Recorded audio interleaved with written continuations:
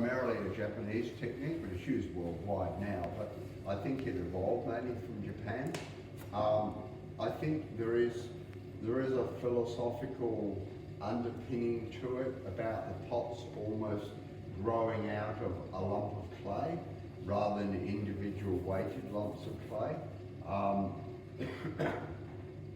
You've got to remember that the Japanese use hundreds and thousands of small bowls and dishes as part of their food. It's a very good technique if you're turning a foot ring. It's not so good if you're doing coffee mugs with flat bases where you're not going to turn a foot ring because you've got to judge the thickness exactly right. So you won't tend to see people throwing coffee mugs with flat bottoms off the hump, but they do a lot of bowls. People do lids, dishes off the hump. As I said, I don't do it a lot, but I don't do a lot of small stuff really.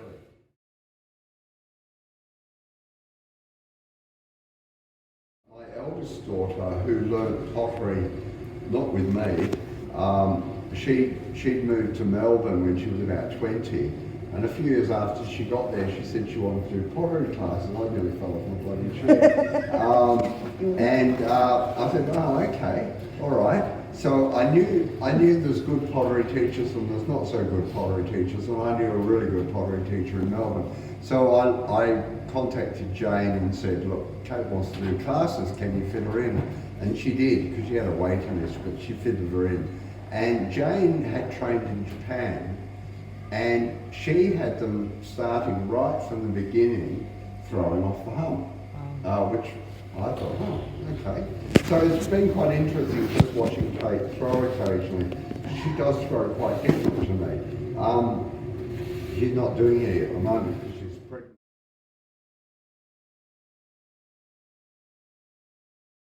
Throwing off the hump, one of the things with throwing off the hump is that because you have the lump of clay quite up higher, Jane teaches them much better posture than me. I'm the worst person to talk to about posture because I sit like this with my lower back. But she teaches them to sit with their back upright. I don't quite know what they do with their elbows. So you can start with a really large lump of clay. Like you could start with a whole bag of clay because you're not going to have to centre the whole lump. Basically the idea is you forget what's happening down below and you just take a little bit more clay than you need and you cone it up and down a couple of times.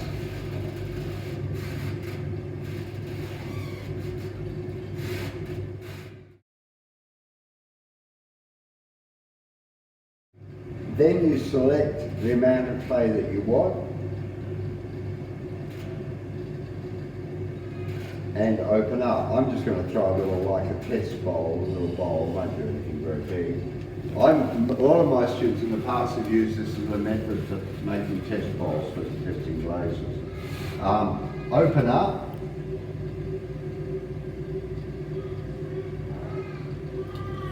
I like to now, I know I've never been taught to throw off the hump, so this is what I've just evolved over time. I like to open out a bit, and then I like to pinch in a bit underneath.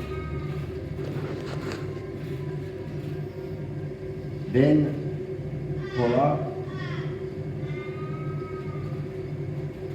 more or less what you would normally do.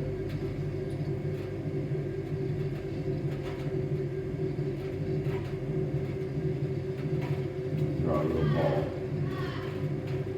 And that's mainly about all I ever do, throwing off thumb, is throwing little test balls. Compress back to the bottom. You can get S-cracking problems throwing off the hump, so you need to keep the bottom compressed. Then the trick with cutting them off, clean up the water.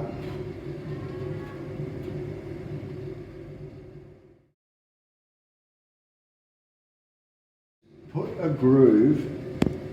Now if you're going to leave enough for a foot ring, leave enough thickness, and this is where you've just got to judge it. Put a groove. Then you take a cutting wire, but one with no toggle on the other end. And it's hard to do this slowly. You feed the cutting wire in and you create a groove for the cutting wire. Then you let the left hand go, and the wire, if it's fine enough, will just loosely follow that groove and feed itself into the groove. Then as it crosses over, you just pull the right hand out. That way you get a horizontal cut. If you stop the wheel and try and do it by hand, you can usually tell someone's wearboard that's doing it like that because it pops for all angles. So you just go in, feed a groove, let it go, then you just take it off. And you've got your full bowl.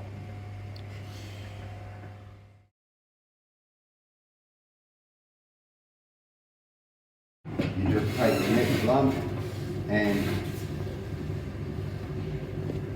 compress it